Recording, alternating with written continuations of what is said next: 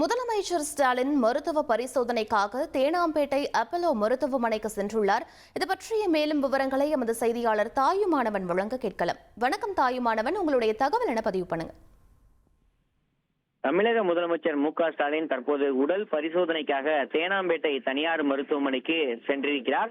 முதலமைச்சர் மு.க.ஸ்டாலினுக்கு தேனாம்பேட்டை தனியார் மருத்துவமனையில பல்வேறு பரிசோதனைகள் என்பது மேற்கொள்ளப்பட இருப்பதாக அறிவிப்பு என்பது வெளியிடப்பட்டிருக்கிறது. பரிசோதனை நிறைவாக மீண்டும் முதலமைச்சர் மு.க.ஸ்டாலின் உதயம் விளக்கில் இருக்கக்கூடிய அந்த தனியார் மருத்துவமனைக்கு திரும்புவார் என்பது வெளியிடப்பட்டிருக்கிறது. நேற்று தலை சுற்றல் மயக்கம் ஏற்பட்டு திடீரென உடல்நலக்குறைவு காரணமாக ஆயிரம் விளக்கு தனியார் மருத்துவமனையில முதலமைச்சர் மு.க.ஸ்டாலின் அனுமதிக்கப்பட்டிருந்தார்.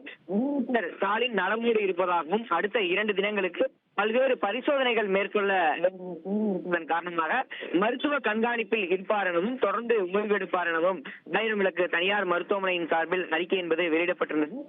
காரணமாக முதலமைச்சர் மு.க.ஸ்டாலின் இன்று மற்றும் நாளை ஆகிய 2 தினங்களுக்கு இருந்த அலுவல் ரீதியான பணிகள் அனைத்தும் தள்ளி வைக்கப்பட்டிருந்தது. இத்தகைய சூழலில் தான் முதலமைச்சர் மு.க.ஸ்டாலினுக்கு பல்வேறு பரிசோதனைகள் என்பது மேற்கொள்ளப்பட்டு வருவதாக தகவல்கள் வெளியிடப்பட்டிருக்கிறது.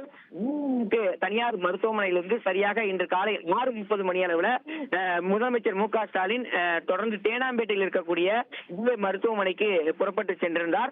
அங்கு அவருக்கு பல்வேறு பரிசோதனைகள் என்பது மேற்கொள்ளப்பட்டு வருகின்றன. பரிசோதனை நிறைவாக இதன் பிறகு மீண்டும் தேனாம்பேட்டை தனியார் மருத்துவமனைக்கு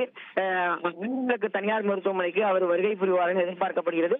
தொடர்ந்து 2 நாட்கள் மருத்துவ கண்காணிப்பு மற்றும் ஓய்வில் இருப்பார் எனவும் மருத்துவமனை நிர்வாகத்தின் சார்பில் தகவல் வெளியிடப்பட்டிருக்கிறது.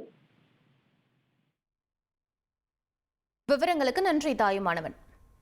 உங்கள் தந்தி ஒன் தொலைக்காட்சியில் அண்ணாமலை தினமும் மதியம் 12 மணிக்கு காணத் தவறாதீர்கள்.